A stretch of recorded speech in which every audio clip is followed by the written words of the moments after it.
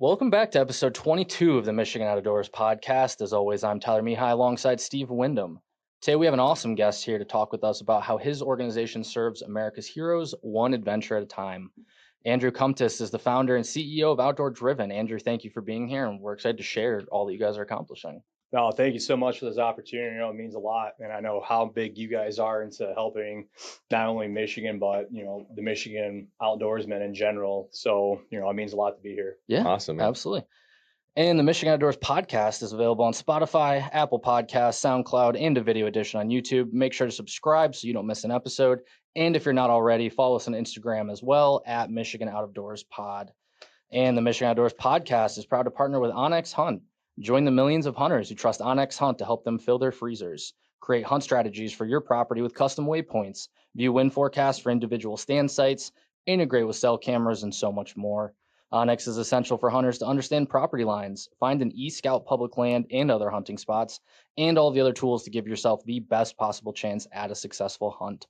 All current MUCC members are eligible for a 1-month free trial of Onyx Elite and an additional 20% off your annual membership. New MUCC members will get a free 3-month trial of Onyx Elite in their welcome email when signing up.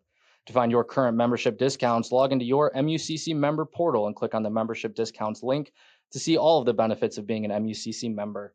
Join MUCC today to take advantage of these offers. Did you see Onyx's new partnership with Moultrie?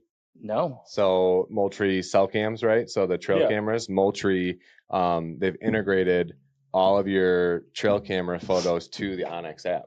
I've been wondering how long that was going to take to happen. Because I think I'm a Tacticam guy, but I think they're starting to do something. Yeah, so Moultrie has no memory cards anymore. It's all hard drive driven, and then it uploads, and your Moultries now all have tags in your Onyx app, so you never forget where you put a camera, and then you can label them, and then all your photos feed into your Onyx app. And so cool. It's all integrated into the Onyx app with Moultrie now. So I'm actually gonna look. I don't think I've ever used a Moultrie. I haven't either, but I think I might have to look at it. Because I'm not brand specific on these ones yet. Yeah. I have Tacticam right now, and as soon as I put a camera, I get on Onyx and I'm like drop pin, change the icon, camera photo, don't lose it. So I know exactly where it's at. But then even still, you get out in the woods and I'm like. Where I'm within a 5 foot. It's somewhere around here. I love it. All right. Well, we're back. It's episode 22. Steve, how we doing? Been good. Been busy. Been battling some poison oak, but you missed a couple good ones. Yeah, I missed Ted. I missed Kevin, but I was on a road trip with the family. We did 18 days on the road. We went out to up into the Canadian Rockies. Did Jasper, Banff, Yoho, Lake Louise, Kootenai, came down into Glacier, did West Glacier, did East Glacier, and then 3 days on the road home. So I was gone for almost 2 weeks, but it was it was an awesome trip. Sounds like quite the travel right there. Yeah, that's awesome. It was beautiful. We got to walk on a glacier. We saw black bear, grizz, moose, elk. We had elk in our campsite in Jasper. My favorite thing about out west is when you wake up in the morning to an elk bugling. Yeah. Well, they weren't bugling yet because it was still spring out there, but they were feeding through the campsite. We saw mountain goat, bighorn. I was 20 yards from a bighorn sheep, big full curl ram. It was bucket list. Yeah, it was. You won't get that again. Problem is there's no hunting in Glacier National Park, so I mean they just walk up. They don't fear people. It's wild, but it was awesome. It was a good trip with the kids. Awesome. Yep. Well, while you were gone, there were some policy updates, nothing major. The NRC met on July 10th. They didn't even have a quorum, so no action was taken or possible. Governor Whitmer did elect the newest commissioners, so we now have Brandon Fewens on the commission. He was appointed as a Democrat through 2028. He replaced Dan Kildee, who had a short stint. But yeah, so now we have a new chair with Becky Humphreys, and then Brandon Fewens is the newest commissioner. Yeah, so we have a full commission. I believe we're back. We're back to a full commission. Look forward to August 14th at Treetops in Gaylord. We were just there back in March for our convention, but the next NRC meeting is going to be taking place August 14th. We still are hoping for a few things to happen at that meeting, but we'll see what goes on. And if you still haven't joined the Coyote Coalition yet, make sure you hop on mucc.org and join the Coyote Coalition so we can help carry those voices forward. Yeah. Hopefully Justin doesn't yell at me for that policy update. I think that was pretty good. It's pretty easy. I mean, the legislator's on summer break, so there's not much going on there. We're still trying to get hunter safety in schools through the other half of the legislature. So we're working on that still. And we also just have a lot of other things going on. So we've been busy while they've been away, getting ready to tackle them when they're back in session. Yeah. And that's a quick one. That's pretty much policy. And a quick ad read from one of our most recent partner events. The Michigan Outdoors podcast is proud to partner with GK World Championship Calls as a proud 100% Michigan-based company. GK has built a reputation for delivering customer service that is second to none. With some of the most accomplished callers in the world, they've been successful in winning every major title on the goose calling circuit. GK is also proud to be a sponsor of numerous hunting organizations all over North America that make it a priority to get the young men and women involved in the great sport of waterfowling. They strive to educate the youth on the importance of conservation, safety, and respect for the sport. MUCC members receive 20% off their order with our exclusive discount code found in your MUCC member portal. And I want to give a quick shout out to Glenn. At time of recording last week, Glenn and GK Calls came out to our youth camp and conducted a little calling seminar for all of our campers. That's awesome. Every camper went home with a call, which I'm sure their parents were thrilled about. And that ride home, we got a great chance to teach the kids how to do, a variety of mallard calls. We talked through some goose calls, answered questions about just duck hunting, waterfowl hunting, goose hunting as a whole. And yeah, every camper went home with the call. And it was really cool. I was talking to Glenn. He said he gives away anywhere from like 1,000 to 6,000 calls a year to children, like just to the youth. So, again, in the ad read, it talks about the importance of, educating the youth on waterfowling, and, they really put their money where their mouth is. So big thank you to GK Calls. There will be some media coming out on that in the near future. And that was cool because it was our older kids, right? So those are the kids that are perfect age to get into waterfowling. They're finally probably able to handle a shotgun in the marsh or in the duck blind. And so to get them to see how much fun it could be and just to learn how, with that little bit of practice, they could be a really good caller. I think some of the counselors confiscated some of the calls after about 10 minutes because the cabins were getting a little noisy, I think, during the day. But it was a great event, and stay tuned for some of that social stuff to come out and advertise that a little more. My favorite part is we're handing out the calls and you're just expecting a bunch of noise, right? Like nothing. We hand it to this kid and he picks it up and immediately just starts hitting a feeder call and just starts hitting comebacks. And I'm like, and then so Glenn starts laughing, goes, "So you've duck hunted before?" Yeah. And it was really cool though. A lot of kids there had already duck hunted before, a couple of them pheasant hunted. So it was just cool to continue to entertain them and get their interest peaked in waterfowling. So I'm actually friends with Glenn, and GK Calls has supported Outdoor Driven, and I mean those are all the calls that I blow are GK Calls. Same. Awesome. I'm definitely not like no world champion by any means, but I can turn ducks around and I know what I'm doing a little bit with geese, but I love their calls. Glenn's been a huge supporter of us. He's donated calls to us. We've purchased calls from them. His giveaways. So awesome. I mean, I'm excited. I looked down and saw GK Calls on here, and I'm like, absolutely. Yeah. No, they're a great partner of ours. And I just want to say, you're talking about giving calls away. I remember a couple of years ago watching at Halloween at Glenn's house. He posted a video. He was handing out, instead of candy, he was handing out duck calls. That's awesome. So these kids are walking through the neighborhood blowing on duck calls as they're trick or treating. So yeah, he's definitely the parents' favorite. You wouldn't lose your kid at least, right? No. You know where he is. We knew where every kid street over. Yeah, we knew where every kid was at camp. You could hear him 200 acres away. That's awesome, dude. Well, Andrew, man, thanks so much for being here today. I'm super excited to know you and I connected way back at one of the outdoor shows, and we've been chatting about getting you on and letting people know about what you're up to and what Outdoor Driven is doing. So I think we just want to dive into it. I guess tell us a little bit about yourself, where you grew up, what you hunt, how you got into the outdoors, and then we'll kind of roll through this. Yeah. So I was born in Bay City, Michigan. Born and raised. My dad got me in the Boy Scouts when I was a kid, so that kind of got my drive for the outdoors. But like as a kid, I was always the one that was going outside, climbing trees. Like there's an old photo, we don't have cell phones back then. Yeah. Printed photo. Yeah. There's a photo of me when I was a kid up in a black walnut tree, and I used to climb it all the time. But for some reason I decided I wanted to climb higher.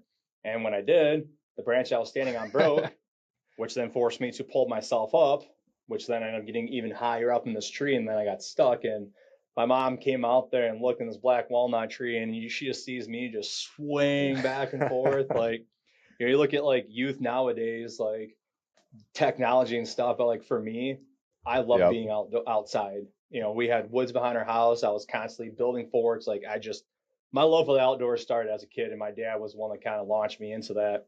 And then it wasn't until my cousin, when she got married, her husband, I was 11 years old. He's like, "Hey, are you into hunting?" And I'm like, "No." Yeah. So he got me signed up for my hunter safety, took my hunter safety, and then 12 years old, that's back in the day when aging myself a little bit, even though I don't feel old, but no, that's how it was when I was a kid too, man. We're all in that same generation. Yeah. 12 years old, I remember being deer hunting, and for the life of me, I'm actually surprised that I stuck with it, because my first 2 years, I never seen a deer, but like I had my dad's old army fatigues on with a pair of sweatpants and a sweatshirt underneath there in October into like November. So I'm like a 12-year-old kid up in a tree stand, and I'm shaking because of how cold I am. And I think God probably was like, "We're not going to put a deer in front of you," because I can only imagine like with how cold I was. If you could even get a deer, and then that adrenaline starts pumping. Been there. Yeah. But from there, I hunted for a couple years. The first deer I shot was, I was 14, opening day of gun season. Heck yeah. I had won at an auction. It was a single shot 243. It was my first ever deer rifle, and that's in my gun safe. Hopefully my kids can take it out for their first time. Got into duck hunting. I did fishing, here and there, but the hunting was really just duck and deer hunting up until I joined the Marine Corps. Awesome. And then so you joined right out of high school. You went in at 18? Well, 19. Okay. I got back before I went to first grade, I went to like a pre-first program. Okay. So I was a year older than everybody. Yep. Then I graduated in 2005, and I always tell people about the military, my career. My family is like the Lieutenant Dans of the world. Besides us dying in every war, we basically fought in every war. Really? I mean, my cousin did some history on us, and he actually traced our family lineage back to the French and Indian War. We were French voyageurs, that fought on, with the French. Mm-hmm. Really? Yeah. So we fought in the French and Indian War, American Revolution. I don't have any documentation that shows like, the Civil War, but every other major war, I mean, there's been a company that has fought in those wars. And, with myself growing up as a kid, I always played in the woods. I said building forts, like, played, dressed up as a soldier, plastic army guys, GI Joes, like all that stuff. So it was inevitable. Like my mom knew from a very young age I was going to join the military. It was just a matter of figuring what branch I wanted to join in. I ended up going on the Marine Corps. So graduated in May in 2005, and 2 weeks later, I was on an airplane flying out to MCRD, San Diego, California. Jeez. Like I couldn't join fast enough. Like I was just itching. Like I wanted to get in, and then especially after 9/11 happened, I was like. Were you even alive for 9/11? Yes, I was alive. Are you sure? I was because I was 06. So you were 05 and I was 06. And I remember when I was, 8th grade and 9/11 took off. And this was when we first got TVs in the classroom. They were the big deep, like tube TVs. But CRTs. Yeah, I mean, I remember everything stopped at school. And we stayed in our English rooms and we all watched all day long. And then they didn't know to send us home or to keep us for the day or because that was a pivotal part of my childhood, and thinking about just the amount of people that were signing up to go fight for our country in that time frame. And you were right in the thick of it. And so did you know it would always be Marines, or did you check the other ones out, or did you want to be a tip of the spear? You wanted to be first in? So, my dad was in the Navy, and then he went to the National Guard. So the National Guard side was kind of what led me to the Army. Mm-hmm. But then I started, reading some books, and then I found out about, the Navy SEALs, and I'm like, oh, heck yeah, I want to be a Navy SEAL, like the best, the elite, like that stuff. And I joined the Navy Sea Cadets. I did a 2-week little BUDS program where I just basically got hazed for like 2 weeks by actual instructors. Like they came to Michigan. So like a mini buds, basically. Yeah, a mini buds. It was just kind of like an introduction. You know, we went into the water. We did a lot of the same stuff, but obviously they scaled it down because, you know, a lot of us were still under 18. But so that was in high school. Yeah. Oh, no way. Oh yeah, this was high school. So one of the instructors was talking to me. He's like, "Hey, you can mentally and physically handle it, but what's your plan B?" He's like, I say that because a lot of people sign up without a plan B. Like, he's like, I watched a guy that was a straight up stud that landed wrong, shattered his ankle. Yeah. Okay. And he got recycled back. And then eventually he ended up getting put onto a ship because he couldn't pick back up fast enough to get back to the next cycle. Yeah. So he's like, just like, what is your plan B? And when he said that, I was like, oh crap, I never really thought of that. So then, you know, junior year, you can sign up for the MEPS program in some cases. So I was walking in to go talk to the Navy recruiter, and all I wanted was a lanyard. I just want to get a Navy lanyard because I'm like, yeah, put your car keys on it. Yeah, I'm like, oh, you know, little high school kid, you know, yeah, look at me, I'm gonna join the Navy, you know. Well, then all of a sudden, this guy's head shot out in the hallway. He's like, hey, what are you doing? I'm like, I'm waiting for the Navy recruiter. He's like, he's not coming back for a while. He's like, hey, come on in. So little bait switch. Yeah. So shout out Staff Sergeant Easter at the time, but I sat in his office and he's like, hey, you know, what's your name? I said, Andrew Comtois. And he's like, are you related to a Lee Comtois? And I can show you guys a photo. Like my cousin, he was like a bodybuilder, like huge. Yeah. And memorable dude. Oh yeah. And I'm like, oh yeah, like larger than life kind of guy. I'm yeah. Like, yeah, that's my cousin. He's like, you're kind of small to be a Comtois. Off to a good start. Just wait. But no, we started talking, and he's like, so what do you want to join the Navy? And I'm like, oh, you know, I want to become a Navy SEAL and stuff. And, you know, kind of went down that route. And he's like, hey, you ever heard of Force Recon? And I'm like, what's that? Yep. Yeah. So he kind of explained what Force Recon was. And then he's like, so look, you know, if something happened during your training and say you did get injured, you can still go infantry. You can still, you know, kick indoors, do all that high speed stuff. I'm like, oh, okay. So, I mean, instantly I'm like, Marine Corps. Yeah. So, I mean, just within a snap of a finger, I was like, that sounds awesome. And, you know, for anyone's listening that wants to join the military, take your ASVAB serious because it does mean something. It turns out. You know, I when I took the test, I was just like, oh, whatever. I'm joining the Marine Corps. I don't care. And then all of a sudden, it's like, I get the results back, and he's like, so you're gonna be a cook. Yeah. He's like, your GT score is not high enough to go recon. And I was like, what? And he's like, you know, so we were trying to get a retest in before I shipped out, and we couldn't get one in. Okay. So I was like, well, crap. I'm like, all right, so I guess I'll just dive into my military career. Yeah, now. So let's talk about that. Yeah, so shipped out, went to boot camp. You know, I knew I was going to go infantry, so went out to Camp Pendleton to SOI School of Infantry.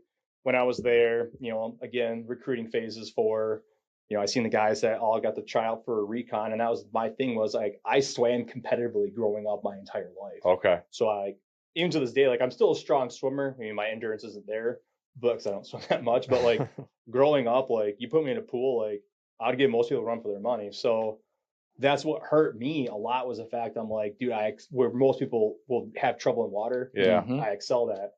So, you know, in my head, I'm like, I'm gonna go infantry. So then the recruiting phase started again, like, oh, you know, you can be a mortarman, you can shoot rockets. And then I was talking with these guys, and they were looking for just, you know, the Marine Corps sometimes stereotypes. So they look at like machine gunners and somebody who can carry it. So think of Full Metal Jacket. Look at Animal, big dude. Like, and that's the thing, is because these things are heavy. So they want to have like big guys. So at the time he was looking around, and I'm not like big, but like, you know, I was pretty good build. They're like, you got to become a machine gunner. And I was like, I want to kick doors in. He's like, dude, who do you think we're attached with? He's like, dude, I was in Fallujah. We were clearing houses, you know, we were kicking in doors, and then we're setting up a machine gun, and dude, we're sending rounds at like the cyclic rate. And I'm like, oh, that sounds cool. Okay. So then, you know, I went through and became a machine gunner. And then I hit my first duty station, which was 1st Battalion, 7th Marines out in 29 Palms, California. So I was a machine gunner, checked in, and then... What'd you carry in that? Was that a 249? Yeah. Oh, no. So What are the the 249 is the SAW, so that's the 5.56 version. So we had the 240. Oh, it was the 7.62 version. Gotcha. So, Okay. Jeez. Yeah. So we had that. But then I thought, I was like, oh, I'm a machine gunner, so I'll probably get put in like weapons company and be on a CAT team, so combined arms, so like they ride around the Humvees. Mm-hmm. Well, at this time in Iraq in 2006, we were expanding, and we were leading 3-6, who just did part of Operation Steel Curtain up in El Qaim, Iraq. So they were starting to expand these bases, and a lot of these bases, like, they're so spread out. They were like, well, we need to have more of a presence in the area, so they created a mobile assault platoon. So, I was in the weapons platoon in Alpha Company, and then deployed as a turret gunner. So on top of a Humvee. Yep. Yeah. Yep. So first deployment to Iraq, I was a turret gunner. Second deployment to Iraq, I was a turret gunner, and then I became a vehicle commander. Then after my second deployment, working with mobile assault platoons, we inserted snipers a lot. So you were there ride in. Yeah, so we were the ride-in, so we would, at nighttime, go drop them off to a location, and they would go set up. Are these recon snipers? No, these are just, so the Marine Corps, which history repeats itself. Thank you for getting rid of the sniper program for the third time in our history. Sensitive subject, get to that in a second. But each battalion had a sniper platoon. Oh, okay. So they're usually consisted of at least 3 teams, because you have 3 companies. So you would send, one team out with a company, or if there's a bigger operation, you can spread them out. So we worked with snipers, like inserting them and setting up like security and stuff like that. So I became friends with some of those guys in the platoon. And then one of them was like, dude, you should come try out for this. I'm like, okay. So came back from Iraq. A few months later, I was like, you know what? Like, when you guys are running the screener, I'm like, oh, it's coming up here soon. So tried out for the screener, made it into the platoon, which doesn't make you a sniper. I got to emphasize, because there's a lot of people that be like, oh, yeah, I was a sniper in the Marine Corps, or I was in a sniper platoon. When you get into a platoon as a brand new person, you're called a PIG, which stands for Professionally Instructed Gunman. Okay. Once you go to the schoolhouse and you graduate, and at the time, like, that was the hardest school to graduate from in the Marine Corps, was the Scout Sniper Basic course. Mm-hmm. So that's all your long range. That's all your stalking, everything. Yeah. Yep. Okay. So then I deployed with the platoon as a pig. Okay. Yep. I didn't go to school, so I ended up because I was a bigger guy. I ended up carrying the Barrett 50 cal everywhere we went. Just this 50 cal rifle. Yep. I thought that was cool, because I'm like, dude, it's a 50 cal. Yeah. Now, for anyone that's listening too, those aren't sniper rifles. Mm-hmm. For anyone that's into precision shooting, it has to be able to hold a 1 minute of angle. So that's 3 shots, 100 yards, 100 meters within a 1-inch group. The Barrett can't hold that, so it's not considered a sniper rifle. It's a scoped rifle. Yeah. So just like in like machine gunners, a lot of people hate the Mark 19. The Mark 19 is a 40 millimeter automatic grenade launcher.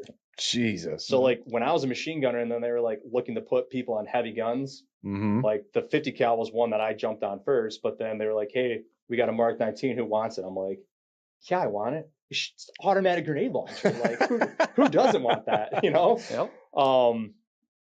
But when I came back from my third deployment to Iraq, I was very blessed that I was able to, I actually retook my ASVAB.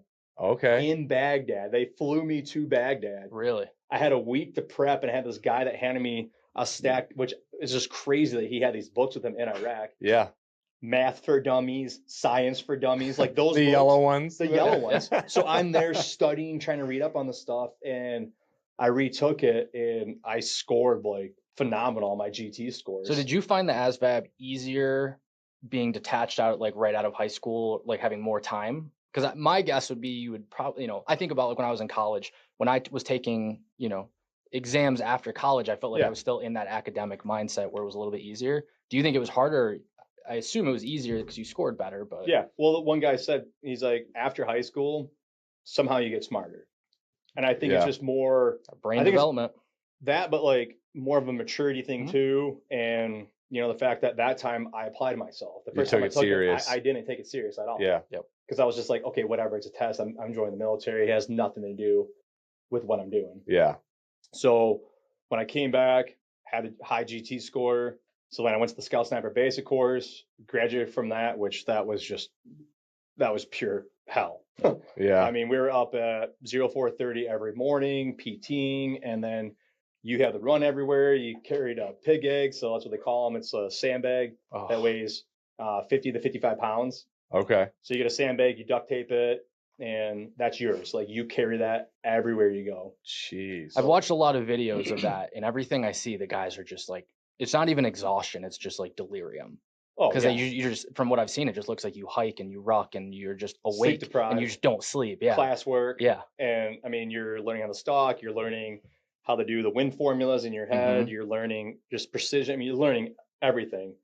Now, before you go, that's a big thing too, is you learn a lot of the stuff before you go. So you're not actually going there. Like, you shouldn't technically be learning everything for the first time. Like, in school. Yeah. In school. Yeah. The school is meant for you to go there. Prove yourself. And exactly. So graduated from the Scout Sniper basic course, came back, ended up becoming a team leader.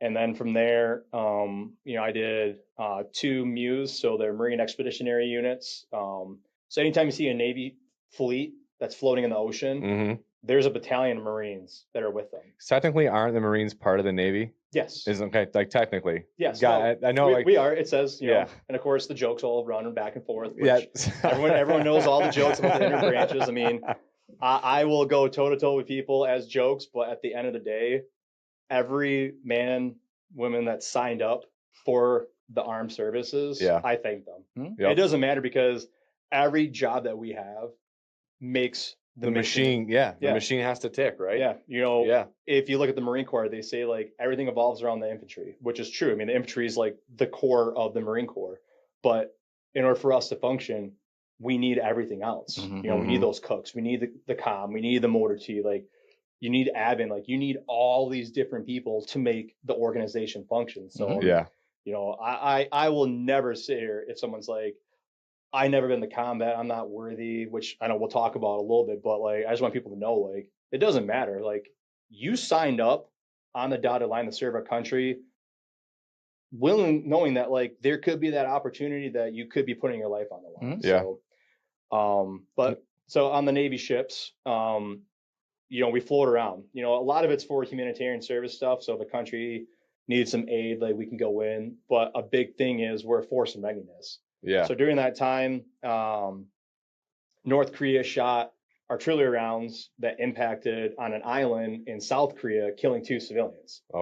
So they put the entire fleet out there. So here we are floating off the coast of North Korea, just thinking like, oh man, this is gonna happen. It's about to go down. The ceasefire is no longer gonna be a ceasefire. Like, we're going in. But that's the thing, is now anywhere in the world, if someone decides they might want to try to do something, and you see that Navy fleet, and then like there's an entire battalion that can easily invade that country, set up shop, and go in and take names if needed. Can I ask you a quick question about the mindset of that? So I would imagine that's fairly common, right? When you're deployed, you're not currently in combat, but there's a chance. My guess would be that the guys are pumped, right? Like they want to do this. What's that mindset like, of knowing that war is inevitably not great for the world, but being there, you're like, are you torn in that mindset where you're like, we want to see action, but at the same time we were like very happy not seeing action? What is that mindset kind of like? It's hard to explain, and I always kind of go back to the movie Black Hawk Down. Great movie. At the very end, where the Delta Force guy was saying, he's like, people look at you like, what are you, some kind of like war junkie, like adrenaline junkie? And he's like, you these people will never understand. And it's like, at that time, I did 3 tours in Iraq, so like I've been to combat. I seen the hell that it can be. There's highs and lows, but at the same time, the military mindset, at least for I can speak for the infantry mindset, is you train to fight. That is similar to think of it being a UFC fighter. you spend an entire year training, and then you get to go watch a UFC fight, but you don't actually get to partake in the octagon, or you get to do all this training for a year and then you don't actually get to go fight. Mm-hmm. So that's where it gets kind of hard, because everyone's like, I want to go to combat. Well, yeah, I mean, that's what we're trained for. Going through boot camp in the Marine Corps, I mean, before you execute any command, you yell kill. Like, before you go to church, prepare to attack the house of God, prepare to attack the house of God. Aye, aye, sir. Ready, move. We yelled pray and we ran up the stairs. But other than that, like anything else you do, like ready, move. And when the drill instructor yells move, you all yell kill. Huh. Now that was 2005. I don't know what it's like now, because society's changed a lot of things, but that's the mindset that most people in the military have, is like, you're training for this fight. Yeah. And getting on a Navy ship, I think there's only been like a couple that have actually went and they floated different countries. And that's things, you go to different countries and you train with the military, like, great experience. I got a lot of awesome experiences from these different countries throughout the world. But there was one MEU that actually went, trained in these different countries, went to Iraq for 3 months, and then they floated back. Like, there's a few that did that, and that was kind of cool because you got the best of both worlds. But for us to sit there and be that force and readiness, you do all this training on the Navy ship, and then you float around. It's like, you stop at a port, you're like, thank God we get to get off this Navy ship. Yeah. And then you just go into the town, experience the culture. I did both. I experienced the culture, but then I partied. I was single. I drank. Like, that's what we were doing back then. Yeah. Blow off some steam. Yeah. Yeah. So what was your favorite port? Like, what was your favorite port of call that you guys got to stop in at?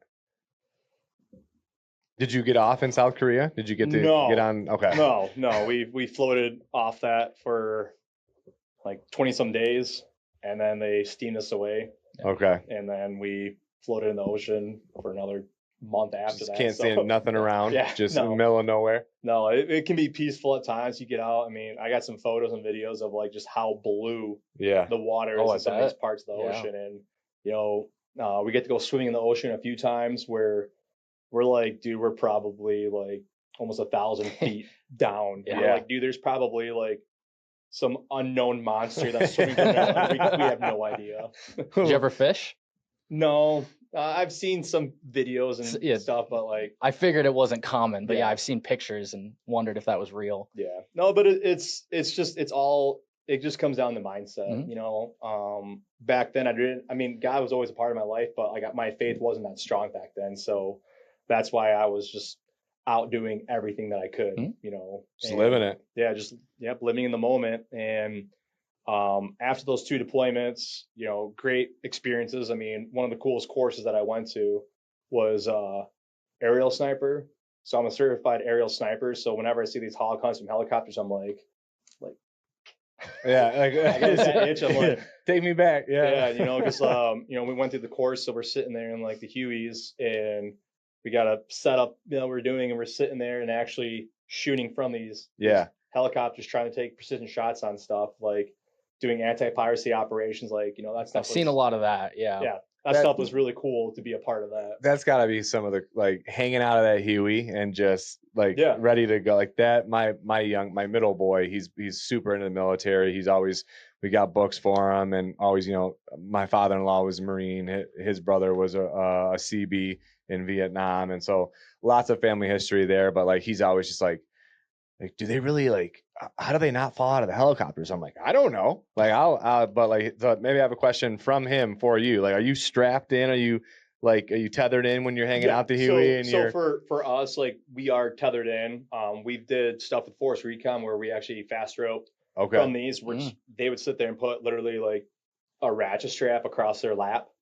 And then we're all sitting there, you feet out the door, you're just hanging, all of a sudden you get up there and they got one guy undoes it, and then go, and you just reach out, grab the rope, and go down. Jeez. But yeah, for us, like, we were tethered. I wasn't gonna sit there like it's not a masculine thing. I mean, because that's the thing is like these helicopters, they can bank. They move too. Yeah, right? And that's the thing. The new Yankees back then, we were trying, and they showed us, we called the roller coaster. The pilot would go straight up almost, And then when he levels out, you can actually sit up and you can float just for like a few seconds. Zero gravity, and then they come back down. Dude. Oh. So have you done a hog hunt ever yet? No. Okay. No, I've never killed a hog either. On the bucket list? It is. But yeah, so after those 2 deployments, then after that, you know, I had a lot of bad stuff that happened in my career. You know, I lost a lot of my close friends, and I was chasing Afghanistan. Mm-hmm. You know, and that's the thing. Someone's like, you know, well, like, why are you trying to like to go to war so much? And I'm like, it was just that mindset. You know, it was. I'm not calling it like our Super Bowl, but like I wanted to deploy because of my experiences, but then I also had that inner, you know, the inner guilt that I felt that my brothers died over there. Yeah. And I just was like, I want to, you know, as a sniper, especially, I'm like, I want to get over there and I want to settle a score is how I always looked at it. So then I did 2 deployments to Afghanistan. And then after 13 years of honorable service, I hit service limitations, and then I ended up getting out. Okay. But so you went from 06 to 05. 2005 to 2018. So like I said, I was in for 13 years, and I did those 7 deployments. You know, like I said, 3 to Iraq, my 2 MUs, and then 2 to Afghanistan. And a big deciding factor of me getting out was the fact that I was trying to start a family. Mm-hmm. Yeah. So, you know, the wife and I mean, my testimony is powerful. That's why I always explain them. When I got out after 13 years, my life hit rock bottom. Okay. Like I'm talking, it hit hard. I got out of the service with something that I was good at. I was passionate, that brotherhood, that camaraderie, everything was there. And I got into the civilian world. Yeah. I had a 2-week transition, and then here you go. See you later. You're a civilian. Yeah. 2 weeks. Yeah. Wow.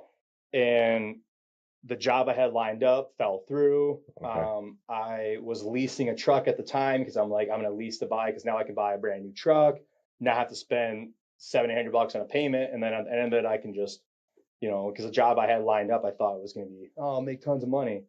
That fell through. And then it was just this downward spiral. The wife and I, we went through 7 miscarriages before the birth of our daughter. Like, you know, and that's the thing is like, you know, people, when I do my outdoor driven trips that don't really know me, they're like, oh, well, you don't know what I've been through. And I'm like, you know, a lot of times I don't. And a lot of times I can't relate to some of these experiences that some of these men and women have faced.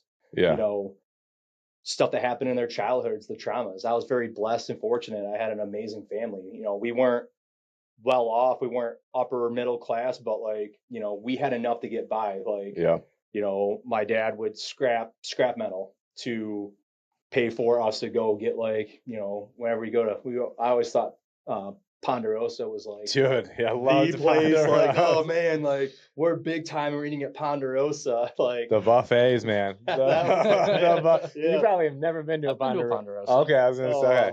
I'm not that young. I mean, 10 years is a lot changes in 10 years. Yeah. So, you know, I get these guys that sit there and they're like, you know, well, you don't know what I've been through. And that's what I try to do with outdoor driven, which I know we'll get there in a sec, but it's like, I had been there. And your version of there might be different from mine, but at the end of the day, we both hit rock bottom. Yeah. Like I've walked a mile in your shoes, wore them out, and then I got them resold. Yeah. Like that's the difference. But when I hit that rock bottom, you know, instead of really focusing, trying to turn to God, which I still had my faith, but it wasn't strong. The outdoors is what ultimately saved my life.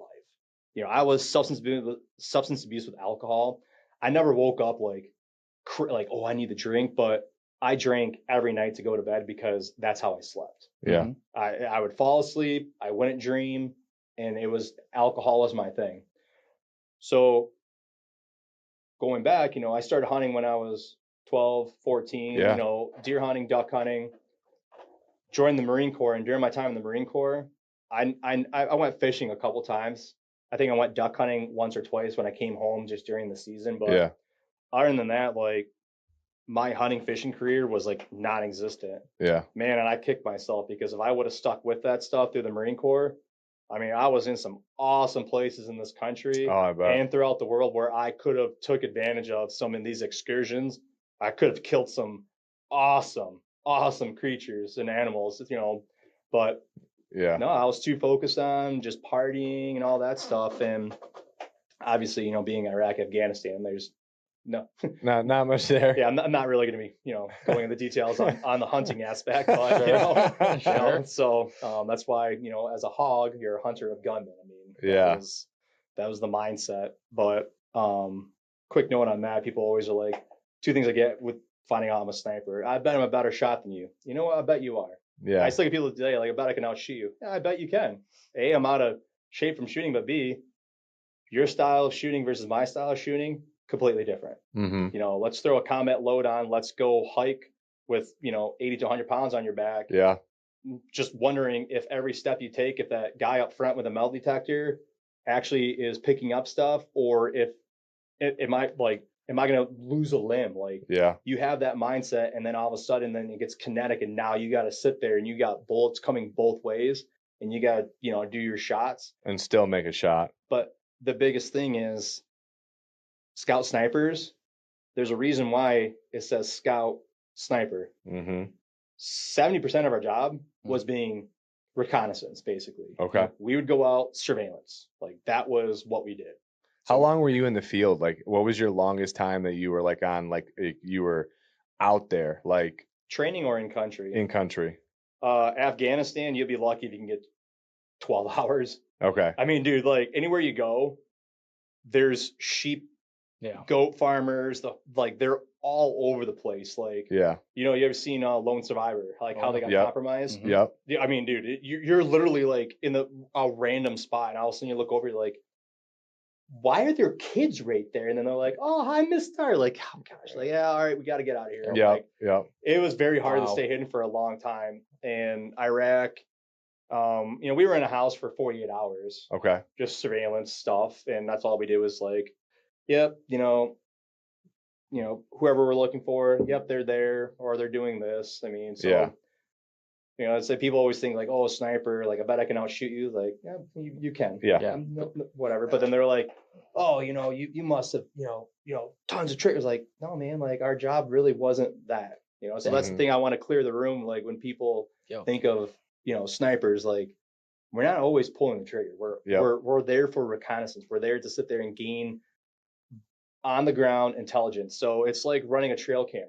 Yeah. You put a trail camera out there, and all of a sudden for like 3 or 4 days, you're like, gosh, where's that buck at? Mm-hmm. Why is it not there?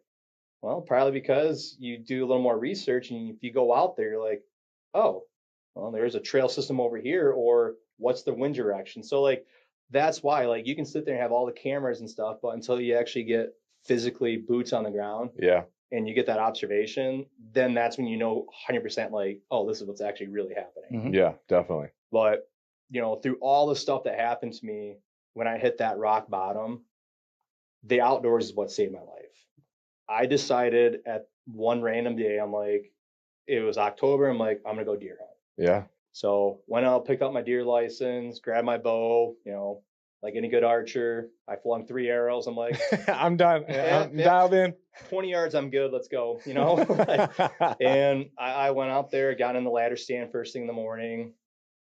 Sunrise comes up. I can kind of hear the squirrels jumping around. That sounds like that buck. Big buck coming in. Big buck. I know that. And here comes this doe right down this trail, and she's walking. I got the wind blowing, right at my face. Like, I'm sitting there like, wow, I applied my skill sets and stuff that I learned from the military, from the scouting aspect, with all the wind and everything, just setting up. And she's walking down this deer trail, and I'm all excited. My heart's racing. So I'm like, man, I'm about to, pull back on it's not a buck, but it didn't matter. Yeah. No. So I stand in, I get clipped in with my release, and she's getting right to the point where I'm about ready to draw back. And it was right at that moment that everything went quiet. And then all of a sudden, I felt like the world stopped spinning. And I just remember standing there, staring at her, which then eventually I slowly sat back down. And that was the first moment that, like, I truly felt at peace. Calm down. Yeah. Yeah. And it made me realize I'm on a dead end road.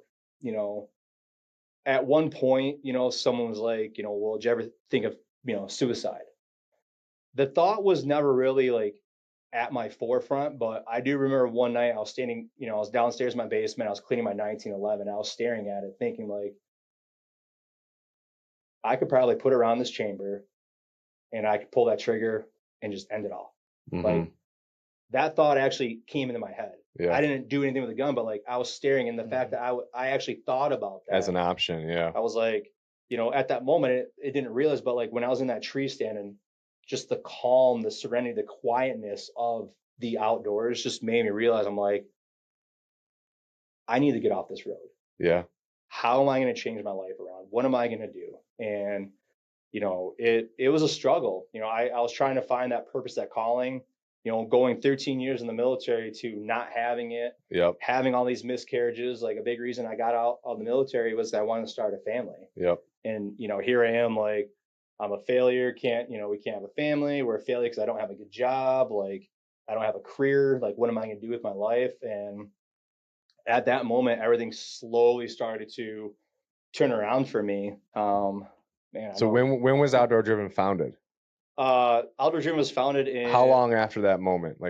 How long did it take you to get that? Because you had the moment. Yeah. And then you start to piece together the new road. You start to like cut your trail, right? You start to piece together the vision. What was that timeline from like that moment in the stand to when you were like, this is my thing?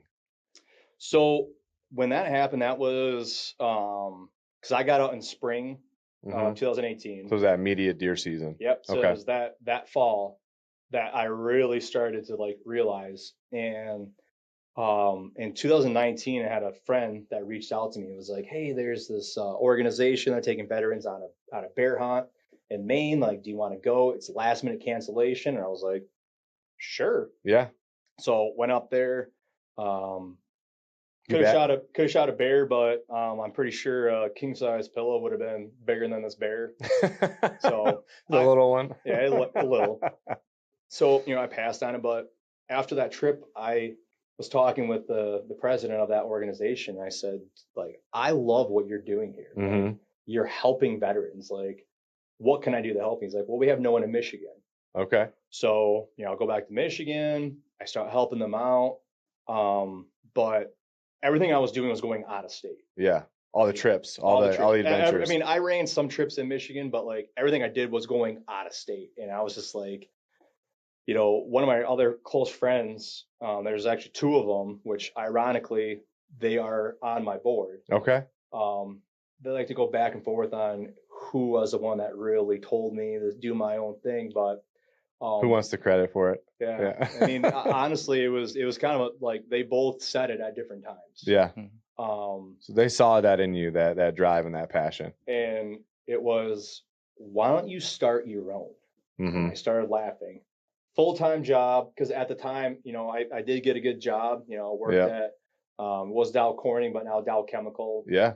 Not the career path I thought I was going to work, but I'll tell you what, they've took care of me. Yeah. So, a full-time job. God blessed me with my daughter. So I had, she was, I think, 1 year old at the time. Okay. And then you want me to run a nonprofit. Yeah.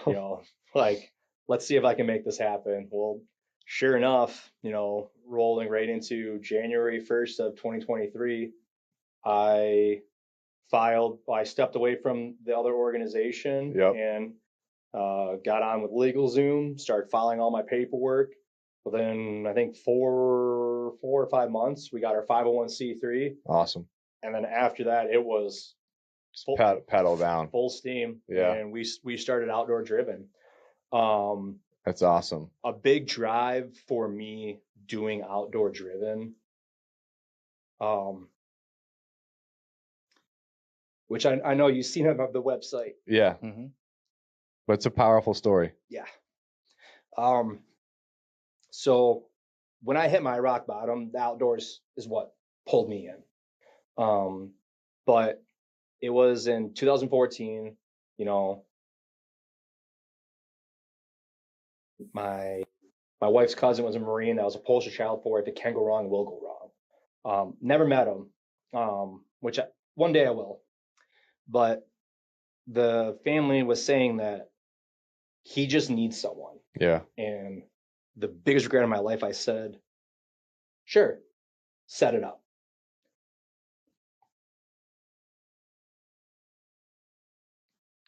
It's about 3.5, 4 weeks later, he actually took his life. You know, I've told the story like 1,000 times, but the passion, the drive that I have is because of Christopher, because I never want that scenario to ever happen again.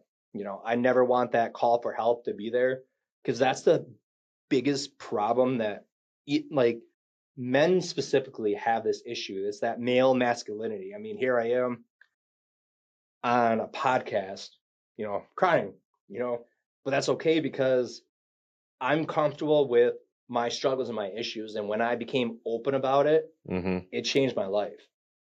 Most men, and I know there's women out there too that don't, they keep it internal, but most men, they struggle with opening up to show that weakness, show that vulnerability. Well, on a trip that I was doing, I took a veteran out deer hunting. Yeah. My God, we should have went duck hunting. Oh my gosh, we should have went duck hunting, but it was wind and rain. And the biggest issue, well, not the issue, but I mean, like the weather's the issue, but leading up to that trip, I stayed in communication with this guy, and I was telling him, like, we can try. Yeah. I mean, we can try, man. You know, we only had one day to get out there, and he's like, you know what? Yeah, let's go. I'm like, sweet, man. I mean, I was persistent with him. Yeah. Someone I know reached out and they're like, he needs some help. Yeah. And that was that Christopher moment. I'm like, absolutely. So I talked with him. We went out there. We got on that deer blind. We wore our rain gear to get out there because, I mean, it was raining. It was a real Michigan rain. Oh, yeah. It was bad. And we didn't see a single deer. And I knew we probably wouldn't, but we had the conversations in that deer blind, and we went deep. And it wasn't so much me like, well, let's talk. I mean, we just started talking about life, hunting, the outdoors, military stuff. And then he knew my story and he asked, like, how do you cope? You know, and I went off on it. I talked about it. And then he reached in his pocket and he handed me a bullet, which that bullet, I'll bring it in after this. I have it in my truck because anywhere I go, it goes with me. It's always in my truck. He hands me that bullet and he's like, I don't know if you know what this means. And I said, I do, because that thought was there. That round was in the chamber of the gun that was at his head when my phone call came through. Jesus. Wow. Yeah. And that was to let him know, like, hey, you got selected to go on this trip. Yeah. And I called him, left a voicemail, and then I call him again because I screwed up the voicemail. And I think that was God.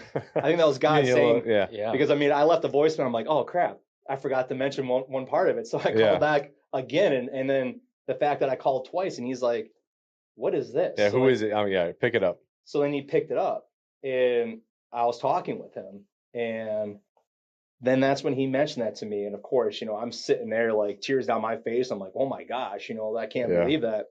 And he just said, being out here was the first time that I felt that calm, that peace. And I was like, you know exactly what he was talking about. Yeah.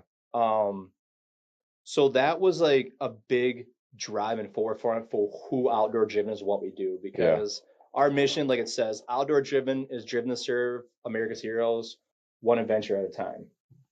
But the mission statement that we have is, you know, we aim at providing an adventure for our servicemen and women that ultimately can help lessen the impacts of stress or anxiety, anything out of their everyday lives, because everyone has those struggles. And our biggest mission is to help with PTSD. Not everyone that goes on the trip is struggling, has these issues, but I do have these ones. Like we had a girl that went on a deer camp with us, and when she showed up, I mean, you can see the tension in her shoulders. But I had a friend of mine that she did a trip with us, and after the trip, she's like, "What can I do to help out?" And I'm like, "Well, if I ever need a female to help mentor someone, like, would you help me with that?" She's like, "Sure." So that deer camp came up, and I reached out to her. I was like, "Hey, do you want to be a mentor and help out?" She's like, "Yeah." So because of that connection there, this girl, like, we were like kind of like the groundbreak for that. We took her out deer hunting. She actually drew back on a nice 8-point. Yeah. But he came around the corner and she was hunting out of a box blind. Okay. So she's like full draw, like, I can't get the shot, bring it back down. And she was trying to move and bump the chair. Of course, it doesn't matter with the box blind. And like, it sounds like a freaking, you're dropping like a china cabinet down a flight of stairs. Yep. He heard her take off running, but like, she had such a memorable experience there. I mean, I just seen like she's been on all kinds of fishing trips. She's been on hunting trips. And that's what we try to do is like, we want to provide that platform for these servicemen and women that gives them the opportunity to get out and try something at no cost to them. The only thing that we don't cover the cost for is travel. Yeah. Food, lodging, licenses, guide fees. If there's certain special equipment that's needed, like we financially cover the cost of all that because we want to take that financial burden and lift it away from these servicemen and women. Yeah. Because, not everyone has a lot of money. I mean, I know they just came out with a new thing for veterans with free fishing tags this year, or so they've there's been free hunting tags for a while, and so they've been able to do that. And then I think it's that's for 100% disabled veterans or active duty. But this was something new that someone was telling me about for veterans. Okay, you can get a free fishing license. Oh, cool. Okay, we'll have to look into it. I haven't seen that yet. Yeah, I did a radio interview. I think a year and a half ago, and it was something that this group was trying to push through the legislation, trying to get, because they're like, how much is the fit? It's $26 right now, but then at the same time, there's a proposal for a license fee increase package. So that's a whole different topic. I think it goes to 36. Yeah. Roughly. Yeah. So there was a guy that was saying, he's like, I struggle, like, I can't afford that. Yeah. And when something, I think in my head, I'm like, $26. Like, what do you mean you can't afford $26? It's like, give a man a fish, he'll eat for the day, teach a man to fish, feed his family. Like, that was like my mindset. But like, there are men and women that are really struggling. So when we can sit there and, hey, we have this opportunity for you to get out and go on a trip for free. Yep. Like next weekend, we're going to Illinois boat fishing for Asian carp. That's awesome. That'll be fun. Have you ever done that yet? No. You're gonna have a blast. Yeah. That's a riot. Well, that's the thing. When I go on the trips, the ones that I do go on, like I have reps that go like I talk about like the pheasant hunt. In the pheasant hunt, I'm walking with a GoPro, my cell phone. Yeah. Like, I don't have a shotgun. Like, my enjoyment is seeing the satisfaction. Yeah. On these men and women faces. Like, I've done sturgeon trips 3 years in a row now. I haven't caught one. Didn't touch a rod. Yeah. No. I mean, I helped a little bit because this one guy was on one for 15 minutes. He's like, I'm losing it. I'm like, no, you're not. Like, come here. So like, I took it for like a minute and then I gave it back to him. I'm like, dude, you're finishing this. And I felt like a motivational coach. Like I was like coaching, like, come on, like you got this, man. Dig deep, like all that stuff. And man, he landed a master angler sturgeon. But like, jeez. That's the thing is like.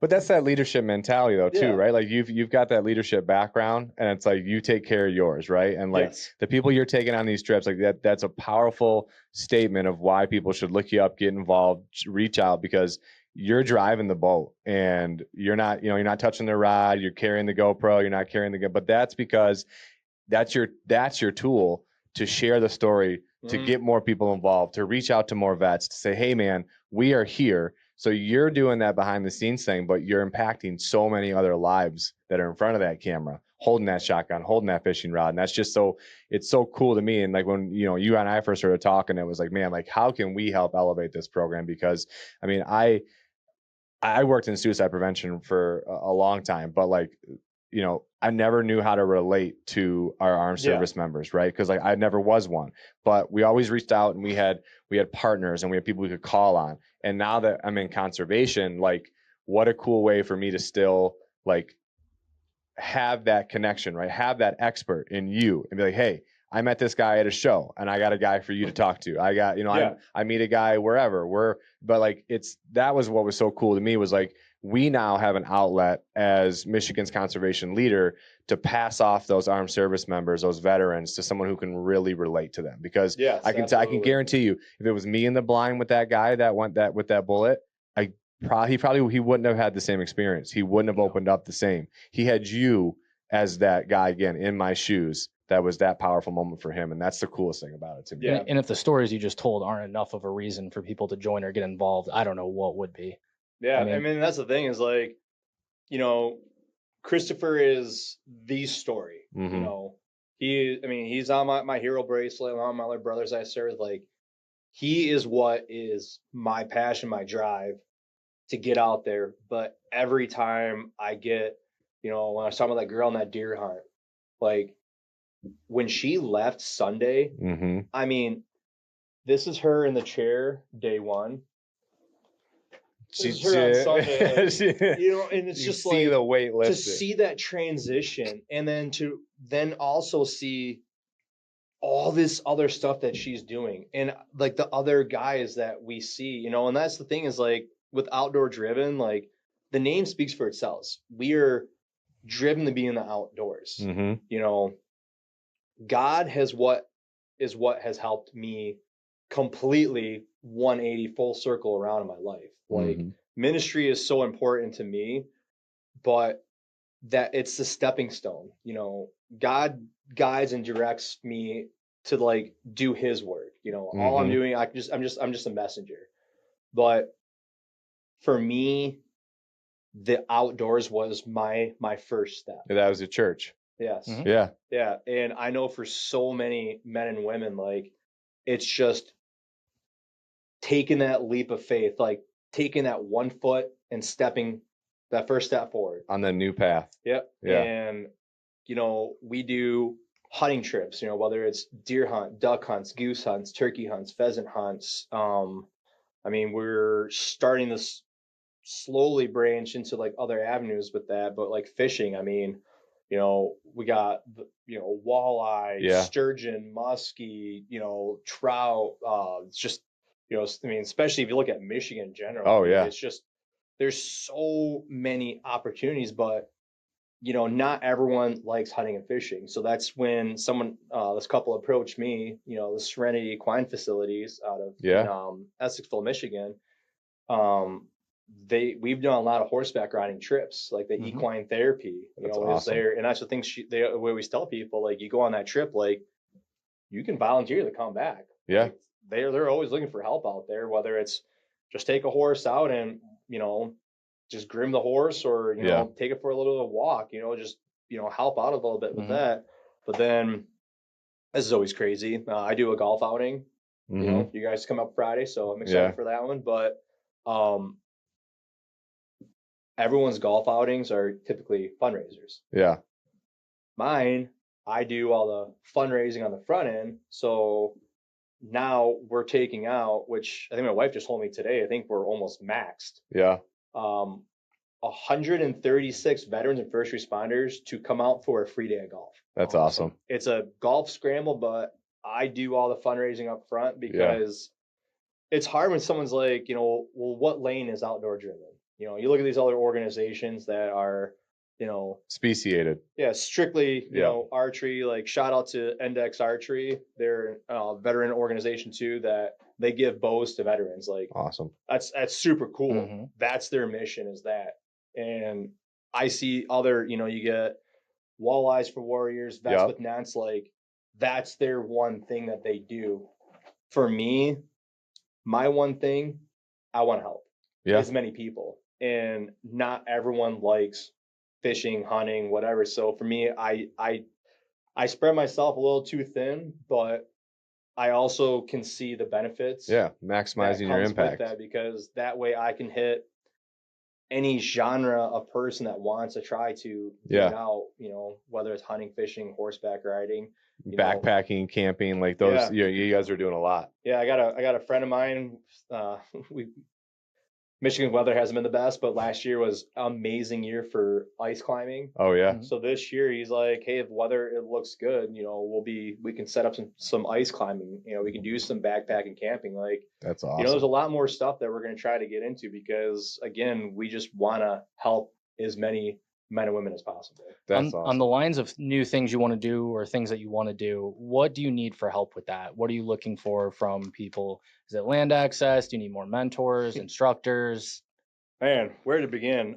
Well, everybody knows the almighty dollar, so make a donation. But what else are you looking for? I was going to say, like, you know, with my board members, me, my reps, we have a combined salary of $0. Yeah. Like, I got a full-time job. Like, I don't get paid to run outdoor driven. My payment is seeing the success of these trips.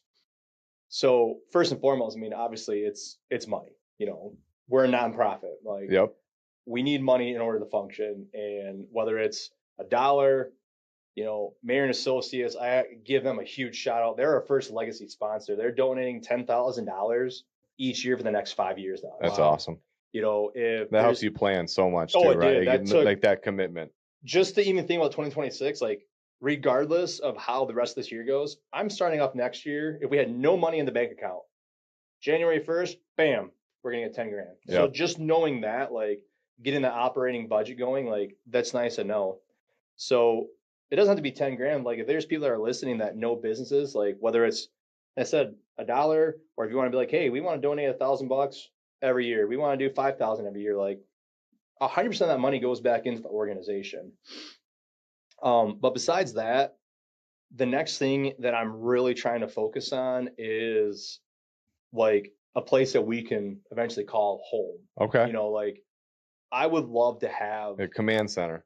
Like, yeah, like a command center or, you know, but like we're slowly trying to work out into like the Seedwing area just because for me, best bang for your buck. Like out there in the thumb, I mean, you got amazing deer hunting, tons of farmers, tons of deer, but then, you know, we've ran deer hunts out that way. We've done turkey hunts. We're going to do some duck hunts out there. Yeah. Plus, you know, still Saginaw Bay, you know, walleye fishing, like, But besides that, like private property that if someone that has land that no one hunts on and is in a good area for deer hunting, like that is tenfold. Like we've had people that open up properties before, but other organizations get to go on it, other people get to hunt it, and it's hard to really manage and schedule stuff when you're trying to balance it around. So like just having that kind of opportunity to have like land to kind of call our own is huge, you know. And that's the thing is,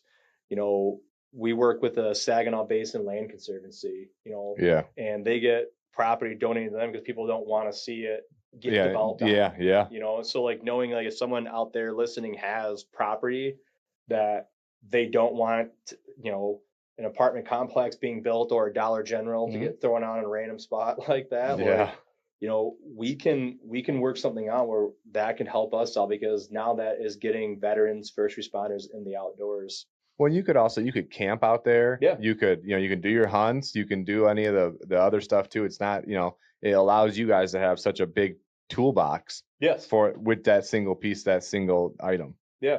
That's awesome. You mentioned too about like, you know, volunteers. You know, I get a lot of people always ask all the time like about volunteering, and it's hard because I need more reps. Like I need more people that can help out on these trips so that I can then transition from being in the field to being around the state, going like coming down here to do this. So going all the place, like focusing 100% back onto growing and building outdoor driven. And so, I mean, if there's someone out there, you know, men, women, if you guys got a powerful story that's, you know, similar to what, you know, my experiences are, by all means, like reach out. I mean, I would love to sit there and eventually, you know, grow a mini army of outdoor driven in Michigan. I mean, I was with the last nonprofit for 4 years, and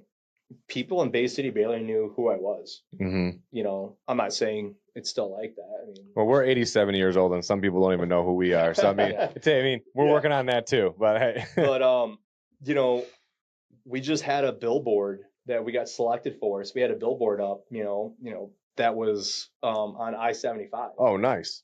And that helped us out tenfold. I mean, yeah, there's a guy, he's like, hey, I've heard you on the radio, I've seen you on TV5, and then I was driving and I saw that billboard. Yeah. You know, I've had other people, I walk around my hometown, all of a sudden I look out and I see an outdoor driven hat, and I'm like, I take off running, I'm like, hey, you know, like this big dude chasing you. No, I just want to talk about your hat. Yeah, it's like, oh, yeah, that's awesome. Like, you know, it's cool to see the community rallying behind who we are and what we're doing, because ultimately now people can see and but feel that passion, that drive, and the help that we are and the impacts that we are doing within our community. Well, and think about that need, right? Like that post 2001. I mean, and even when you graduated in 05, I was 06. Like those guys are hitting their 20-year mark. So if they stayed in, like think of how many guys are now cycling back. They're coming home. They need that place to go. They need that person that understands them, and they need that church in the outdoors to where they can feel that calm that you have too. So like the need is there, and you guys are doing an awesome job with the impact. So like this is going to drop next week. 2 weeks. 2 weeks. So thinking about like into August, what do you guys have coming up in August? And maybe do you have any deer stuff already planned? Are you looking for guys to take out this fall? I mean, the Independence Hunt's going to be coming up before we know it. What do you guys? What's coming up that people who, if they hear this, are like, I could use that. What do you guys have coming up for them? So we got sturgeon and muskie coming up in August. Definitely going to do at least one more, you know, horseback riding. Awesome. September, you know, we're going to roll into trying to, you know, we got, I think, one goose hunt officially planned, but, you know, September we got our golf outing, so it's kind of just getting into that prep mode. I don't have any hard dates yet for October. I mean, we had a 40-acre parcel that was given to us through the Saginaw Basin Land Conservancy. Yep. We're going out there Thursday, so we're going to actually, you know, improve the trail system, because the biggest thing for us is having that handicap accessibility to get out there. You know, we got a rifle blind that we're getting through Frank's Great Outdoors. So, you know, shout out to them. They gave us a good deal on a nice rifle blind. So we're going to put that out there. But, you know, I love deer hunting. I mean, that's what that's what started my drive for the outdoors. It's what ultimately turned my life around, and that's what I really am trying to focus on, is trying to get some more deer hunts, but archery especially. That's awesome. Yeah, I mean, so when people want to, you know, we don't have the hard dates yet, but people want to stay tuned. They want to like tune into you. What's the website? What are the social media channels? How do people follow along with you? And when they're ready, reach out to support you, or just to tag along with you guys? So we got our website, outdoordriven.org. Okay. If you go on there, you can click on upcoming trips. And you can see we got an application process that people apply for, and you can apply for someone else. So you don't have to be the one that applies for yourself. Oh, very cool. You know, usually if someone applies for someone, that's more or less like this person either A, doesn't know how to use, you know, the internet, or B, they see that they need help. I mean, I've had a guy's best friend that applied for a guy that we took out turkey hunting. I've had, you know, spouses apply for, you know, each other and stuff, like, you know, so it doesn't have to, you know, directly be like, hey, I'm a veteran, I'm applying for myself, which is, we encourage everyone to apply, but like you can still nominate people to go out. But so we got our website, we're on Facebook, we're on Instagram, we have a TikTok. YouTube is something that I want to branch into. I want to get a nice camera. I've done some stuff on my phone. My wife edits everything. So Kayla, shout out to you. Thank you for everything. Outdoor Driven is super successful because of her. But I also, before I forget, I know we're getting close on time, but like my board members. Yeah. You know, give them a shout, man. You know, Trent is my board president. You know, he's the guy that he doesn't hold back at on our meetings. Like, he's the one that is like that punch, like, to keep me going. Like, so he's a huge critical link in Outdoor Driven. my VP, Tim, he's an amazing guy and just great network with him. We got Jody, she's my treasurer, AKA my girlfriend. I've known her through the credit union that I used to go to for like 20 years as a little kid that could barely see above the counter. Yeah. So I've known her like my whole life. I got Paul Guy as a financial assistant, and then I got TJ Peters, that is our secretary. But, they're the people behind the scenes that, do a lot for me and for Outdoor Driven that doesn't get seen. Like my wife, all of our social media posts, she does all that. Yeah. Like she's what's keeping my head above water right now with everything is her. So I want to, just take this opportunity to say thank you to them at least. Definitely, absolutely, man. You got to have that support. Are all the social media channels just Outdoor Driven? Yeah, so like you Instagram, can search for Outdoor Driven. Okay, everything's on there the same. Yeah, I'm just like I said, I want to branch into YouTube, but I need to get a camera. Yeah. I don't know where to even begin with that. Tyler can give you some pointers. We'll talk offline. I'll tell you what to get. Yeah, because I just want to be able to get better quality. I mean, because again, the power of social media. You put a Facebook post out there, and I mean, who's that CEO that was just at the Coldplay concert? Oh, you got former CEO. Yeah. But I'm saying like that's a negative.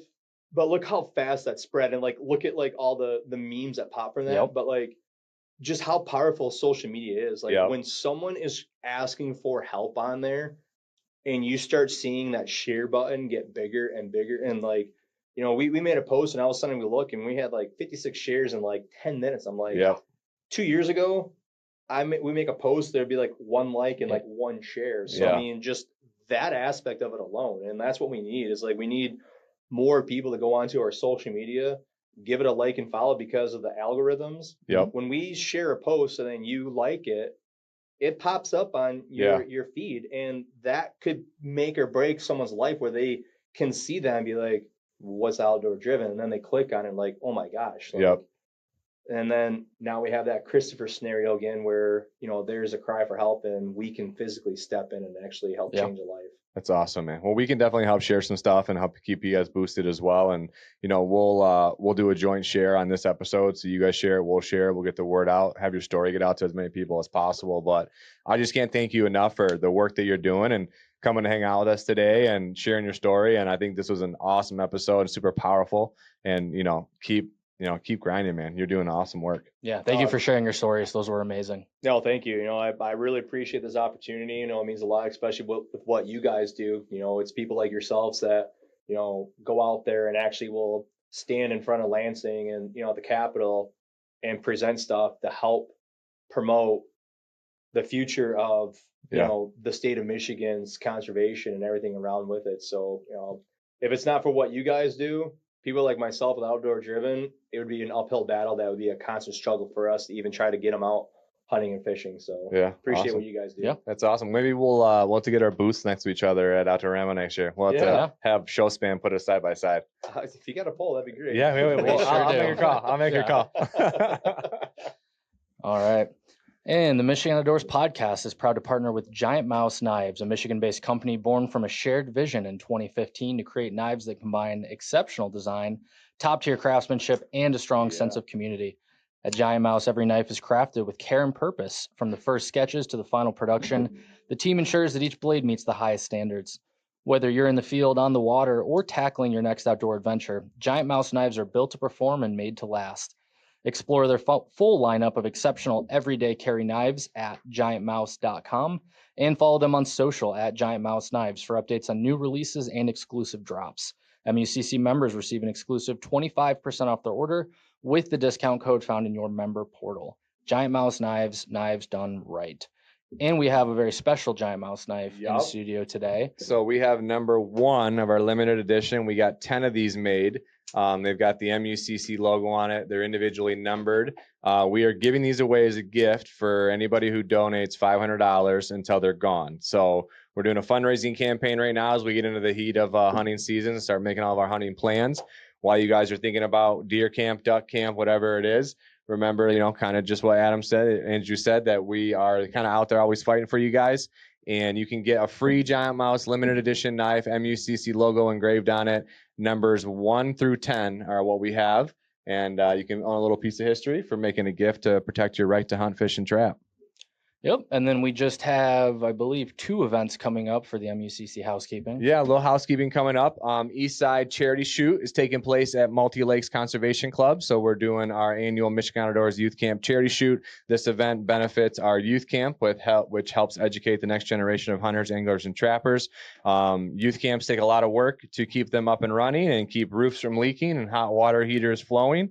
And also new archery equipment, new rods and reels. So all the things that we do with kids. So August 8th, mucc.org/shoot. You can get registered. Sponsorship still available. You're going to get your ammo. You're going to get a 50-round sporting clay course. You're going to get lunch. And we've got some really cool prizes. We're going to be raffling off a shotgun this year. We've got all kinds of cool things coming that you can win at the day. So we have 3 flights open, 9, 11, and 1. So it works out to Friday.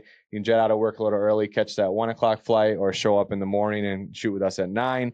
But August 8th, East Side Charity Shoot.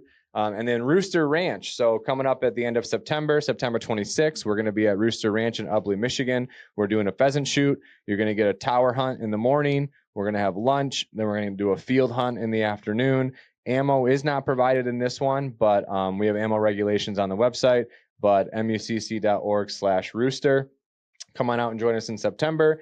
Get ready to go. We are having this before opening day of bow season, so all those bow hunters have no excuse to come join us. Have a great day and support MUCC's mission by and you're gonna go home with birds. Everybody gets to go home with some protein in the freezer. So Rooster Ranch Bonanza. So I finally got to use that word in an event.